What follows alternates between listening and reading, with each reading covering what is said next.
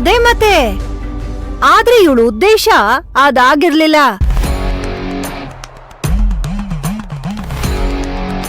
ನಮ್ ವಿರಾಟ್ನ ಇವಳು ಬುಟ್ಟಿಗ್ ಹಾಕೊಂಡು ನಮ್ಮನ್ನ ಸುಳ್ಳಿನ ಪಾತಾಳಕ್ಕೆ ತಳ್ಬಿಟ್ಲು.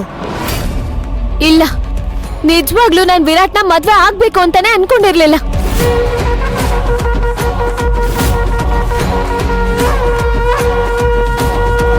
ಓ, ಅನ್ಕೊಂಡಿರ್ಲಿಲ್ವಾ?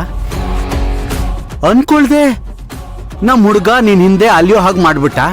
ಇಲ್ಲ, ನಾನ್ ಮದ್ವೆಗ್ ಮುಂಚೆನೆ ಎಲ್ಲ ಸತ್ಯನೂ ಹೇಳ್ಬೇಕು ಅಂತಾನೆ ಇದ್ದೆ. ಹೇಳ್ಬೇಕು ಅಂತ ಇದ್ಮೇಲೆ ಹೇಳ್ಬೇಕಾಗಿತ್ತು. ಹೀಗೆ ಸುಳ್ಳಿನ ಅರಮನೆ ಕಟ್ಟೋ ಅವಶ್ಯಕತೆ ಏನಿತ್ತು?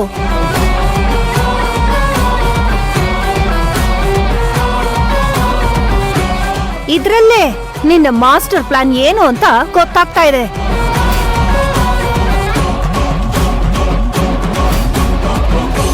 ಛೇ, ಯಾವುದಕ್ಕೂ ಯಾಮಾರ್ದೇ ಇರೋ ನಮ್ಮತ್ತಿಗೆ ಈ ಸಿಂಧು ಭವಾನಿ ವಿಷಯದಲ್ಲಿ ಮೋಸ ಹೋದ್ರಲ್ಲ ಅಂತ ನನಗ್ ತುಂಬಾ ಬೇಜಾರಾಗ್ತಿದೆ.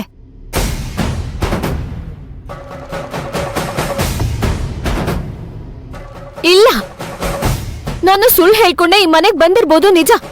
ಆದ್ರೆ ಸತ್ಯನ ಮುಚ್ಚಿಡೋ ಉದ್ದೇಶ ನನಗ್ ಯಾವತ್ತೂ ಇರ್ಲಿಲ್ಲ. ಅಕ್ಕನ್ ಲೈಫ್ ಸೆಟಲ್ ಆಗ್ತಿದ್ದಂಗೆ ನಾನ್ ಎಲ್ಲ ಸತ್ಯನೂ ಹೇಳ್ಬೇಕು ಅಂತಾನೆ ಅನ್ಕೊಂಡಿದ್ದೆ. ಆದ್ರೆ ವಿರಾಟ್ ಪ್ರೀತಿ ನನ್ನ ತಡೆದ್ಬಿಡ್ತು.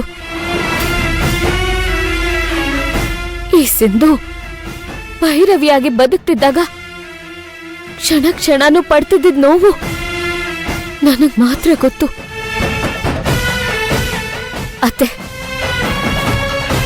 ನಾನ್ ತಪ್ಪು ಮಾಡಿದ್ದೀನಿ. ದಯವಿಟ್ಟು ನನ್ನ ಕ್ಷಮಿಸ್ಬಿಡಿ.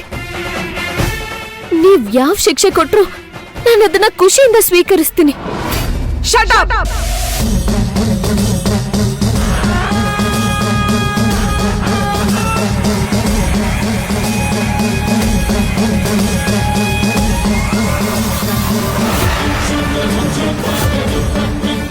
ರೋಲ್ ಮಾಡೆಲ್ ಅಂತ ಹೇಳಿ ನನ್ನನ್ನ ಅಟ್ಟಕ್ಕೇರಿಸಿ ನಿನ್ನ ಕೆಲ್ಸನ ನೀನು ಸಾಧಿಸ್ಕೊಬಿಟ್ಟೆ ಅಲ್ಲ?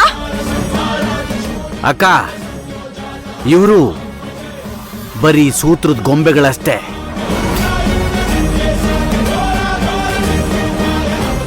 ಇವ್ರು ನಾಟ ಆಡಿಸ್ತಾ ಇರೋನು ಆ ಧರ್ಮೇಂದ್ರ ದಿವಾನ್.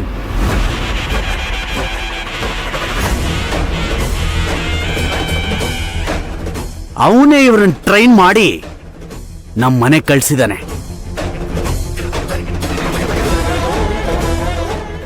ಅವನನ್ನು ಮಾತ್ರ ಸುಮ್ಮನೆ ಬಿಡಬಾರ್ದಕ್ಕ.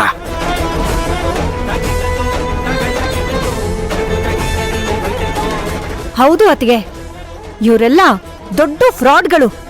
ಇಂಥವಳ್ನ ನೀವು ಸೊಸೆ ಅಂತ ತಲೆ ಮೇಲೆ ಕೂರ್ಸ್ಕೊಂಡ್ರಲ್ಲ. ನಿಜವಾಗ್ಲೂ ನನ್ನಿಂದ ನಿಮಗೆ ಯಾವುದೇ ಮೋಸ ಆಗಿಲ್ಲ. ನಾನಾಗ್ಲೇ ಹೇಳ್ದಂಗೆ ಏಯ್, ನಿನಗೆ ಇನ್ 20 ನಿಮಿಷ ಟೈಮ್ ಕೊಡ್ತೀನಿ. ಅಷ್ಟ್ರಲ್ಲಿ ಈ ಸಿಂಧು ನಮ್ಮ ಮನೆಯಲ್ಲಿ ಇದ್ಲು ಅನ್ನೋದಕ್ಕೆ ಒಂದೇ ಒಂದು ಗುರುತು ಸಹ ಇರಬಾರ್ದು. ಹೋಗ್ತಾ ಇರು. ಅತ್ತೆ, ಅತ್ತೆ ಪ್ಲೀಸ್ ಅತ್ತೆ, ನನ್ನ ಮಾತು ಕೇಳಿ ಅತ್ತೆ. ಮಾಡಿರೋ ದ್ರೋಹಕ್ಕೆ ಬುದ್ಧಿ ಕಲಿಸದೆ ಬಿಡೋಳಲ್ಲ ಈ ವಸುಂಧರಾ. ಈ ವಸುಂಧರಾ ರಾಜ್ ಬಹದ್ದೂರ್ನೇ ನೀವಿಬ್ರು ಗ್ರಾಂಟೆಡ್ ಆಗಿ ತಗೊಂಡ್ಬಿಟ್ರಿ ಅಲ್ಲ?